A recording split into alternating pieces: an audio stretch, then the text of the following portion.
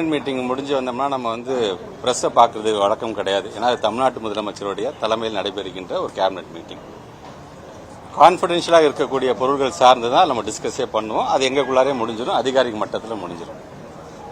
ஆனால் very first time ஒரு cabinet meeting முடிஞ்சதுக்கு பிறகு பிரஸ்ஸை பார்க்க நாங்கள் வந்திருக்கோம் அப்படின்னா மாண்புமிகு தமிழ்நாட்டு முதலமைச்சருடைய எண்ணத்தில் உதித்த ஒரு திட்டம் சார்ந்து மக்களிடம் கொண்டு செல்ல வேண்டும் என்கின்ற எண்ணத்தின் அடிப்படையில் தான். இதுவரைக்கும் எந்த ஒரு அரசாங்கமும் அன்பிரசிடென்ட்ங்கிறவங்க இதுவரைக்கும் யாரும் செய்யாத ஒரு வரலாற்று நிகழ்வாக நம்முடைய தமிழ்நாட்டு முதலமைச்சர் இன்னைக்கு சொன்னது, உங்க கனவை சொல்லுங்க. நம்மளுடைய மாண்புமிகு தமிழ்நாட்டு முதலமைச்சர் MKS இந்த நாட்டுக்கு கொடுக்கக்கூடிய UKS திட்டமாக இதை நீங்க பார்க்கணும். உங்க கனவை சொல்லுங்க.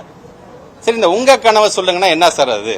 அதான் பல முகாம்கள் நீங்க நடத்துறீங்க, முகாம் மூலமாக கோரிக்கையை நீங்க வாங்குறீங்க, அது ஒரு பக்கம் நீங்க செஞ்சுட்டு இருக்கீங்க. அப்புறம் முதலமைச்சர் செல்லுக்கு நம்ம தனியா கொடுக்குறோம், முதலமைச்சர் முகவரி திட்டம்னு வருது. இது என்ன சார் புதுமையான உங்கள் கனவை சொல்லுங்க? இந்த உங்கள் கனவை சொல்லுங்க அப்படிங்கிறது ஒவ்வொரு குடும்பம் சார்ந்து ஒரு கனவுகள் இருக்கும். இப்ப தனக்கு என்ன வேணும், தன்னுடைய ஊருக்கு என்ன வேணும், தன்னுடைய நாட்டுக்கு என்ன வேணும். உதாரணத்துக்கு வெளிநாட்டுக்கு போகும்போது மட்டும் என்ன நம்ம கம்பேர் பண்ணி சொல்றோம், ரோடெல்லாம் அருமையா இருக்கு, ரொம்ப டிசிப்ளினா டிராபிக்கை ஃபாலோ பண்றாங்க சார், சார் குப்பையே இல்லை சார் என்று நம்ம சொல்றோம். ஆனா அது போன்று என் ஊரு வேணும் சார், என் சாலையும் வேண்டும் சார், ஒவ்வொருத்தருக்கும் ஒரு கனவு இருக்கும். அரசாங்கம் சார்ந்த திட்டங்கள் அது ஒரு பக்கம், அது பாலிசி சார்ந்து வந்துகிட்டே இருக்க போகிறது. இது சார்ந்து என்னுடைய மாநிலம் எப்படி இருக்க வேண்டும் என்று ஆசைப்படுங்க. உங்க கனவை சொல்லுங்கிறது ஒரு ஃபேமிலி சார்ந்து ஒரு ரீச் ஒரு தமிழ்நாட்டுடைய முதலமைச்சர் இதை நம்ம செய்ய வேண்டும், கேட்டிட வேண்டும் என்று ஆசை. கிட்டத்தட்ட 1,91,00,000 குடும்பங்கள் இருக்கின்றது. கிட்டத்தட்ட ஹாபிட்டன்ட் பார்த்து குடியிருப்புகள் மட்டும் பார்த்தீங்கன்னா 24,000 குடியிருப்புகள் இருக்கின்றது. இந்த உங்க கனவை சொல்லுங்க திட்டத்தின் ஒரு குடும்பத்துடைய கனவாக என்ன இருக்கிறது என்பதை நாங்கள் தெரிந்து கொள்ள வேண்டும் என்று நாங்கள் ஆசைப்படுகின்றோம்.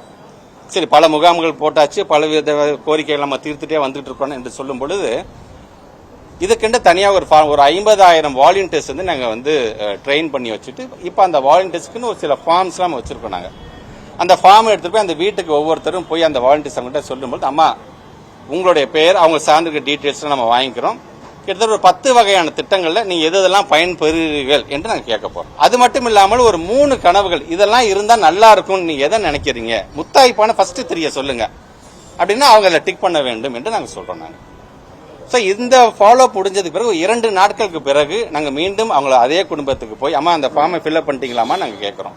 ஃபில்அப் பண்ணி அவங்களோட ஆதார நம்பர், அவங்களோட கையெழுத்தெல்லாம் போட்டு முடிந்ததுக்கு பிறகு நாங்க கொண்டு செல்லுகின்ற செயலியின் மூலமாக அது முழுமையாக பதிவு செய்ததுக்கு பிறகு ஒரு நம்பர் ஜெனரேட் ஆகுது. Each and every family will have a unique code, unique ID இருக்கும்.